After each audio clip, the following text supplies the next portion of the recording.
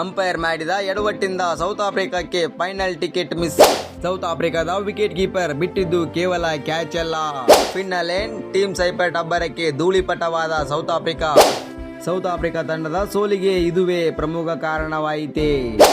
ನಮಸ್ಕಾರ ಸ್ನೇಹಿತರೆ, ನ್ಯೂಜಿಲೆಂಡ್ ತಂಡದ ಆರಂಭಿಕ ಆಟಗಾರ ಫಿನ್ನಲೆಂಡ್ ಕೇವಲ 33 ಶತಕಗಳಲ್ಲಿ ಶತಕ ಬಾರಿಸುವ ಮೂಲಕ ಸೌತ್ ಆಫ್ರಿಕಾದ ಬೌಲಿಂಗ್ ವಿಭಾಗವನ್ನ ಅಕ್ಷರಶಃ ನೀರಿನಲ್ಲಿ ಕೊಚ್ಚಿ ಹೋಗುವಂತೆ ಧ್ವಂಸ ಮಾಡಿದರು.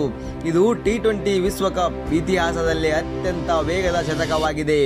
ಫಿನ್ನಲೆಂಡ್, ಟೀಮ್ ಸೈಪರ್ಟ್ ಇವರಿಬ್ಬರು ಸೇರಿ ನ್ಯೂಜಿಲೆಂಡ್ ತಂಡವನ್ನ ಫೈನಲ್ಗೆ ಏರಿಸಲು ಪ್ರಮುಖ ಕಾರಣರಾದಂಥ ಆಟಗಾರರು. ಸೌತ್ ಆಫ್ರಿಕಾ ತಂಡ ಸೋಲಿಗೆ ಪ್ರಮುಖ ಕಾರಣವೇನು ಗೊತ್ತಾ? ಸೌತ್ ಆಫ್ರಿಕಾ ಟಾಸ್ ಅನ್ನ ಸೋತು ಮೊದಲು ಬ್ಯಾಟ್ ಮಾಡಲು ಬಂದಿತ್ತು. ಸೌತ್ ಆಫ್ರಿಕಾ 20 ಓವರ್ಗಳಲ್ಲಿ 169 ರನ್ ಗಳಿಸಿ 8 ವಿಕೆಟ್ಗಳನ್ನು ಕಳೆದುಕೊಂಡಿತ್ತು ಮತ್ತು ರಿಯಾನ್ ರಿಕಲ್ಟನ್ ವಿಕೆಟ್ ಕಳೆದುಕೊಂಡು ತಂಡಕ್ಕೆ ದೊಡ್ಡ ಹೊಡೆತ ನೀಡಿತು. ಕೋಲ್ ಮಕೊಂಚಿ ಒಂದೇ ಓವರ್ನಲ್ಲಿ ಇಬ್ಬರನ್ನ ಔಟ್ ಮಾಡಿದರು.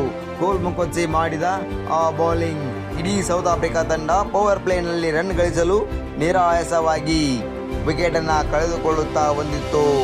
ಸೌತ್ ಆಫ್ರಿಕಾ ತಂಡದ ಸೋಲಿಗೆ ಮತ್ತೊಂದು ಕಾರಣ, ಅದುವೇ ಸೌತ್ ಆಫ್ರಿಕಾ ತಂಡ ಪ್ರಮುಖ ಕ್ಯಾಚ್ಗಳನ್ನು ಕೈಚೆಲ್ಲಿತು ಮತ್ತು ಫೀಲ್ಡಿಂಗ್ನಲ್ಲಿ ಮಾಡಿದ ಎಡವಟ್ಟುಗಳು ನ್ಯೂಜಿಲೆಂಡ್ ತಂಡಕ್ಕೆ ಸುಲಭವಾಗಿ ರನ್ ಗಳಿಸಲು ನೇರವಾದ ಕಾರಣವಾಯಿತು.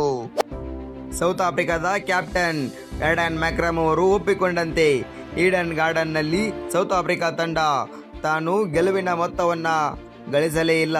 ಸೌತ್ ಆಫ್ರಿಕಾ ತಂಡ ಕೇವಲ 169 ರನ್ನನ್ನು ಮಾತ್ರ ಗಳಿಸಿತು. ಆದರೆ ಇದು ಸೌತ್ ಆಫ್ರಿಕಾ ತಂಡಕ್ಕೆ ಇದೊಂದು ಕಡಿಮೆ ಸ್ಕೋರ್ ಆಗಿತ್ತು. ಹಾಗಾಗಿ ನ್ಯೂಜಿಲೆಂಡ್ ತಂಡದ ಮೇಲೆ ಪ್ರೆಷರ್ ಹಾಕಲು ಆಗಲೇ ಇಲ್ಲ. ಅದರಲ್ಲೂ ಫೀಲ್ಡಿಂಗ್ನಿಂದ ಎಡವಟ್ಟು ಒಂದು ಕಡೆ, ಆದರೆ ಮತ್ತೊಂದು ಕಡೆ ಸ್ಕೋರ್ ಬೋರ್ಡ್ ಕೂಡ ಕಡಿಮೆ ಇರುವುದರಿಂದ ನ್ಯೂಜಿಲೆಂಡ್ ತಂಡಕ್ಕೆ ಸುಲಭವಾದ ಗೆಲುವು. ಮಾರ್ಕೋ ಹ್ಯಾನ್ಸನ್ ತಂಡ ಸಂಕಷ್ಟದಲ್ಲಿದ್ದಾಗ ವಿಕೆಟ್ಗಳ ಮೇಲೆ ವಿಕೆಟ್ಗಳನ್ನು ಕಳೆದುಕೊಳ್ಳುತ್ತಿದ್ದಾಗ ಬ್ಯಾಟ್ ಮಾಡಲು ಬಂದ ಮಾರ್ಕೋ ಹ್ಯಾನ್ಸನ್ ಕೇವಲ 30 ಬಾಲ್ಗಳಲ್ಲಿ 55 ರನ್ನನ್ನು ಸಿಡಿಸಿ ತಂಡಕ್ಕೆ ಸಂಕಷ್ಟದಲ್ಲಿದ್ದಾಗ ಸಹಾಯವನ್ನು ಮಾಡಿದರು.